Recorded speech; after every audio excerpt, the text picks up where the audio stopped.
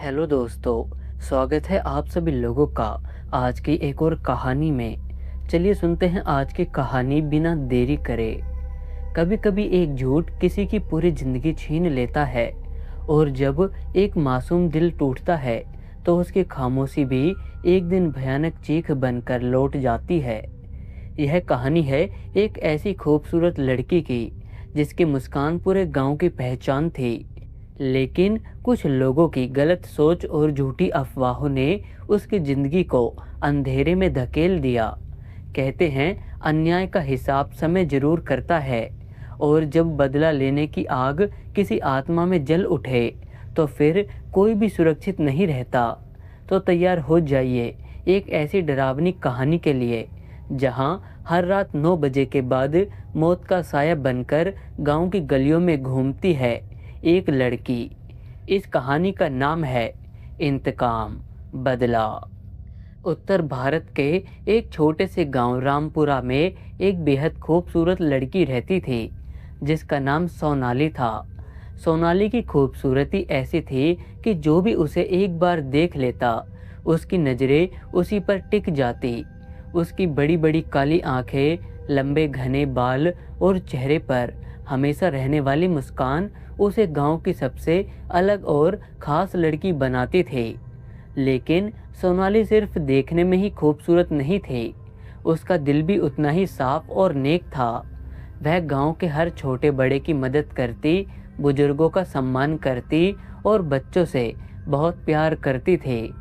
गांव की औरतें अक्सर कहा करती थी, सोनाली जैसी बेटी हर घर में होनी चाहिए। सोनाली अपने बूढ़े माता पिता के साथ गांव के किनारे एक छोटे से घर में रहती थी। उसके पिता एक किसान थे और माँ घर का काम संभालती थे। उनकी जिंदगी बहुत साधारण थी लेकिन खुशी और सुकून से भरी हुई थी। लेकिन गांव में कुछ आवारा लड़के भी रहते थे जिनका काम सिर्फ दिन भर इधर उधर घूमना और लोगों को परेशान करना था। उन लड़कों के नाम थे राकेश, मुकेश, संदीप और विनोद। वे चारों लड़के हमेशा सोनाली पर गंदी नज़र रखते थे। जब भी सोनाली घर से बाहर निकलती ये लड़के उसके पीछे पीछे चलने लगते। एक दिन जब सोनाली बाजार जा रही थी तो राकेश ने रास्ता रोक लिया। उसने मुस्कुराते हुए कहा, सोनाली, मैं तुमसे बहुत प्यार करता हूँ, तुम मुझसे शादी कर लो। सोनाली ने उसकी बात सुनकर गुस्से से कहा, राकेश, तुम जैसे लड़कों से मुझे कोई बात नहीं करनी, रास्ता छोड़ो और मुझे जाने दो। सोनाली की यह बात सुनकर राकेश का चेहरा गुस्से से लाल हो गया। उस दिन के बाद से उन लड़कों के दिल में सोनाली के लिए नफरत और बदले की आग जलने लगी। कुछ दिनों बाद उन लड़कों ने एक बहुत ही खतरनाक और गंदी साजिश रची। उन्होंने पूरे गांव में सोनाली के बारे में झूठी अफवाहें फैलाना शुरू कर दी। वे लोगों से कहते, सोनाली का चरित्र ठीक नहीं है, वह शहर के लड़कों से छुप छुप कर मिलती है। धीरे धीरे यह झूठी बातें पूरे गांव में फैल गई। लोगों ने सोनाली को शक की नज़र से देखना शुरू कर दिया। जो लोग पहले उसे प्यार और सम्मान देते थे, अब वही लोग उसके बारे में काफ़ी अफवाह वाली बातें करने लगे। गांव की औरतें उसके पीछे पीछे फुसफुसाने लगी। सोनाली को यह सब देखकर बहुत दुख होता था। वह समझ नहीं पा रही थी कि अचानक लोग उसके बारे में इतनी गलत बातें क्यों करने लगे हैं। खैर, एक दिन सोनाली जब कुएं पर पानी भरने गई तो कुछ औरतों ने उसे देखकर हंसते हुए कहा, अरे देखो तो कैसी शरीफ बन रही है। यह बात सुनकर सोनाली की आंखों में आंसू आ गए। वह चुपचाप पानी का घड़ा लेकर घर लौट आई। घर पहुंचकर उसने अपनी माँ से कहा, माँ, मैंने ऐसा क्या किया है कि लोग मेरे बारे में इतनी गंदी बातें कर रहे हैं।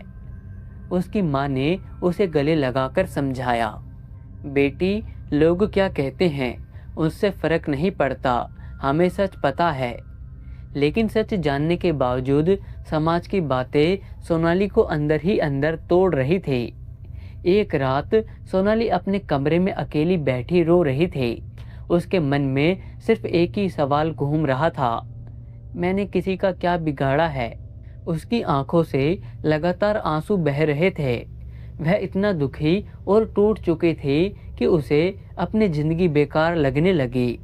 उस रात आसमान में काले बादल छाए हुए थे, हवा तेज चल रही थी और बिजली चमकने लगी।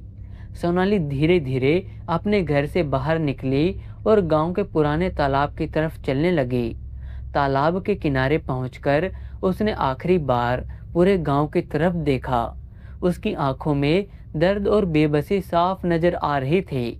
उसने धीमी आवाज में कहा, अगर इस दुनिया में मेरे लिए कोई जगह नहीं है तो मैं यहाँ क्यों जिंदा रहूं। इसके बाद वह तालाब के पानी में उतर गई। पानी धीरे धीरे उसके घुटनों तक, फिर कमर तक और आखिर में उसके सिर तक पहुंच गया।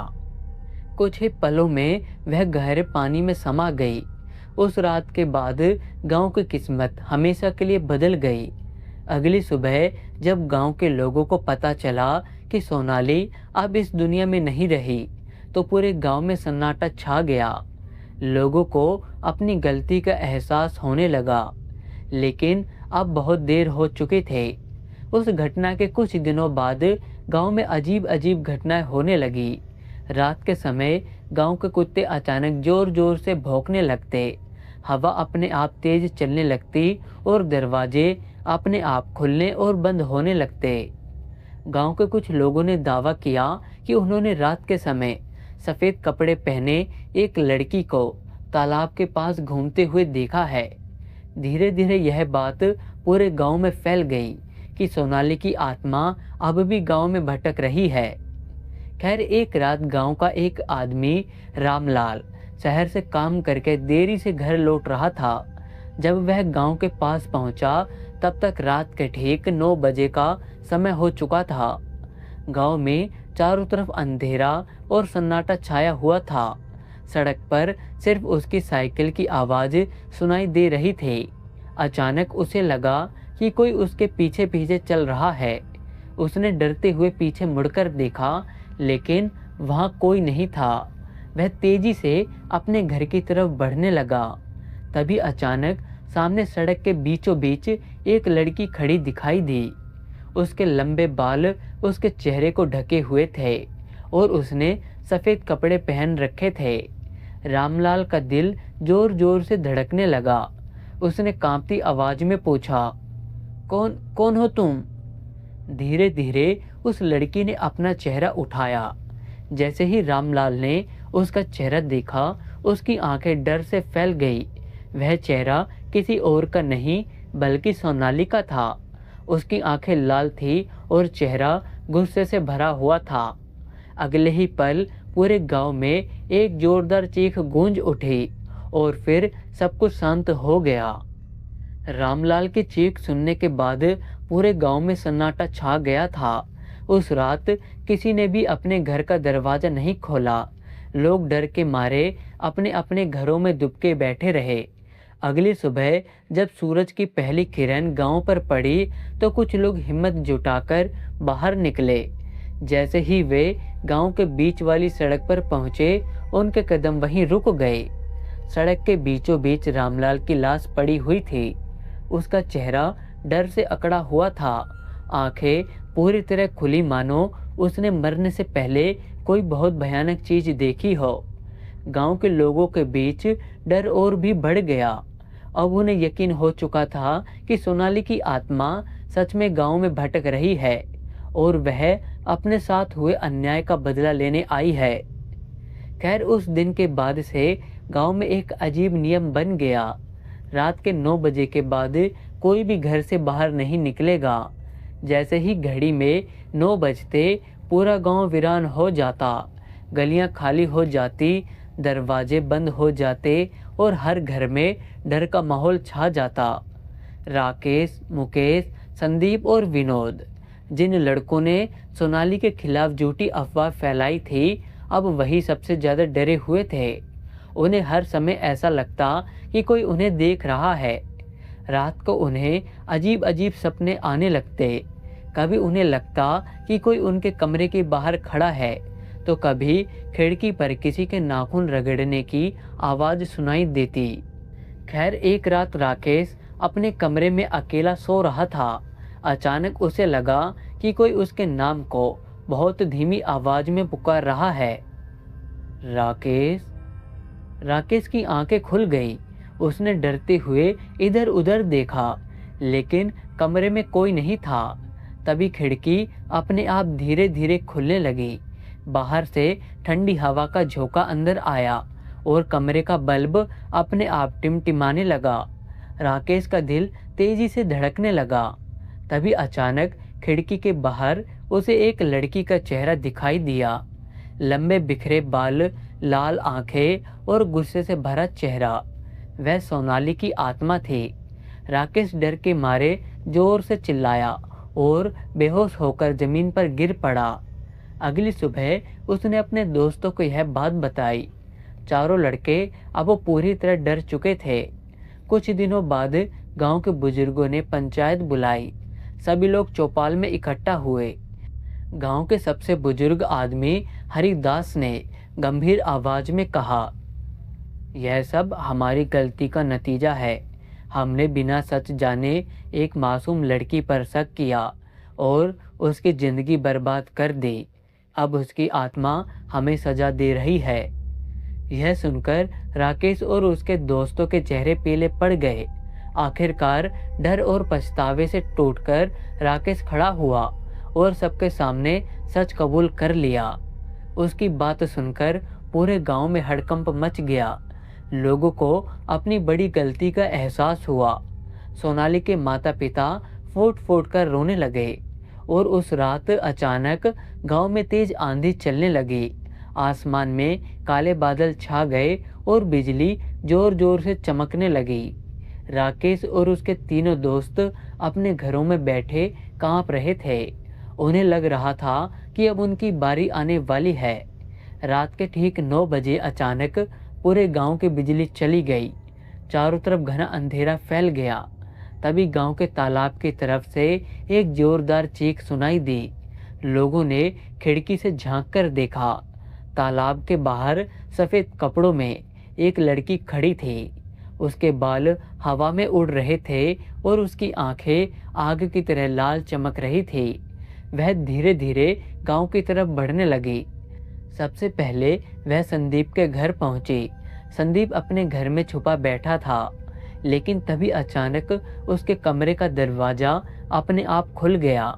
कमरे में ठंडी हवा भर गई और चारों तरफ अजीब आवाज़ें गूंजने लगी। संदीप डर के मारे कांपने लगा। अचानक उसके सामने वही डरावना चेहरा दिखाई दिया, सोनाली की आत्मा। संदीप जोर से चीखा और कुछ ही पलों बाद सब कुछ शांत हो गया। अगली सुबह गांव वालों को संदीप अपने घर के आंगन में मृत अवस्था में मिला। उसके बाद एक एक करके मुकेश और विनोद और राकेश के साथ भी ऐसी ही रहस्यमयी घटना हुई। हर बार रात के 9 बजे के बाद एक चीख सुनाई देती और अगली सुबह एक और व्यक्ति मृत पाया जाता। खैर उन चारों दोस्तों की मौत के बाद गांव में फिर कभी किसी ने सोनाली की आत्मा को नहीं देखा। लोगों का मानना था कि उसने अपने साथ हुए अन्याय का बदला ले लिया था और अब उसकी आत्मा को शांति मिल गई है। लेकिन गांव के बुजुर्ग आज भी बच्चों को एक चेतावनी देते हैं, कभी भी किसी निर्दोष व्यक्ति के साथ अन्याय मत करना, क्योंकि अन्याय का परिणाम हमेशा भयानक होता है। तो दोस्तों, यह थी कहानी इंतकाम बदला। एक ऐसी कहानी जो हमें सिखाती है कि किसी निर्दोष इंसान के साथ किया गया अन्याय कभी भी बिना सजा के नहीं रहता। कभी कभी हमारी एक छोटी सी गलती किसी की पूरी ज़िंदगी बदल सकती है। इसलिए हमेशा सच का साथ दे और किसी के बारे में बिना जाने कोई गलत बात फैलाने से बचें। अगर आपको यह कहानी डरावनी और दिलचस्प लगी हो तो वीडियो को लाइक करें, शेयर करें और चैनल को सब्सक्राइब जरूर करें, ताकि आपको ऐसी ही और भी रोमांचक और डरावनी कहानियाँ मिलती रहे। मैं मिलूँगा आप सभी से एक और कहानी के साथ। तब तक के लिए अपना ध्यान रखिए।